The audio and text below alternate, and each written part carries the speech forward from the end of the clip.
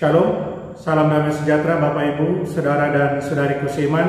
Semoga saya menjumpai Anda semuanya dalam keadaan yang sehat walafiat, tetap semangat, tetap tersenyum, dan tetap berpengharapan pada Tuhan Yesus Kristus. Saudara dan Saudariku seiman, saya Pater Aditya SPD, senang berjumpa kembali dengan Anda dalam permenungan harian Sabda Tuhan Embun Sabda di hari Selasa 19 Januari 2021. Hari ini saya ajak kita semua untuk merenungkan soal aturan itu untuk manusia, dan aturan itu ada untuk membentuk manusia menjadi lebih baik lagi, atau boleh saya katakan untuk lebih memanusiakan manusia.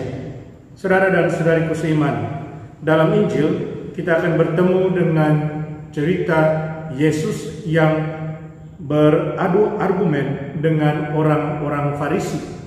Orang-orang Farisi tidak bisa menerima, mereka tidak puas, mereka marah karena Yesus membiarkan para muridnya ketika mereka berjalan di antara gandum dan para muridnya memetik bulir gandum pada hari Sabat. Menurut orang Farisi, hari Sabat adalah hari Sabat, peraturan harus ditegakkan. Dan oleh karena itu, para murid Yesus tidak diperbolehkan sebenarnya untuk memetik bulir gandum pada hari Sabat. Saudara dan saudariku seiman, tapi Yesus kemudian secara luar biasa seperti biasanya, dia menjawab ketidakpuasan orang-orang Farisi, dia menjawab kemarahan orang-orang Farisi dengan pengalaman yang sudah pernah terjadi dalam sejarah mereka. Ketika dia menceritakan soal Daud dan para pengiringnya, soal mereka yang waktu kelaparan, mereka masuk ke dalam bait Allah dan memakan roti yang tidak boleh dimakan kecuali oleh para imam. Saudara dan saudariku, apa yang mau Yesus katakan? Yesus mau mengatakan bahwa manusia harus mendapat tempat terhormat dalam satu aturan. Karena apa? Manusia adalah citra Allah. Manusia adalah gambaran Allah sendiri. Allah sungguh mengasihi manusia. Oleh karena itu, manusia harus mendapat tempat terhormat dalam satu aturan. Yesus mau mengatakan bahwa aturan itu dibuat untuk memanusiakan manusia, untuk membuat manusia menjadi lebih baik. Aturan itu ada bukannya untuk menyengsarakan atau membuat manusia itu menderita. Dalam kasus Yesus dan para muridnya, mereka kelaparan dan mereka melanggar peraturan hari Sabat karena mereka kelaparan. Di samping itu, Yesus, anak manusia, ada di atas hari Sabat. Yesus mengizinkan karena kemanusiaan mendapat tempat terhormat. Aturan harus memanusiakan manusia dan bukan manusia menjadi hamba dari aturan tersebut. Saudara dan saudariku terkasih, saya kira pesannya jelas untuk kita. Apa yang harus kita buat? Kita punya begitu macam ragam aturan, baik di level pemerintahan atau juga dalam gereja kita.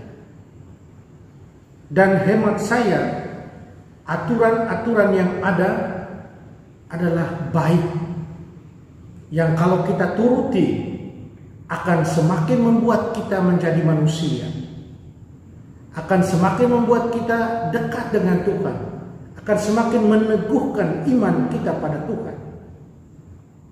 Tetapi kita harus ingat, jangan sampai kita menciptakan aturan, membuat aturan yang kemudian menyengsarakan manusia, membuat kita menderita.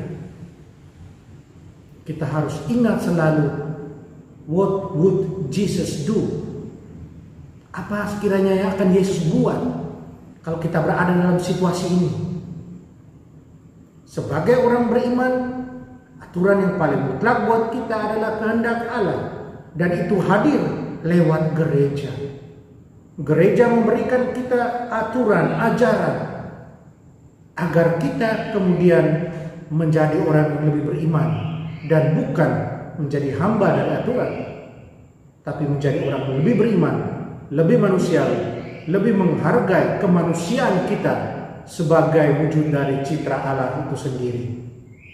Saudara dan saudariku seiman, mari kita berjuang agar aturan semakin memanusiakan kita, dan kekuatan Allah sendiri akan menolong kita dalam hal ini.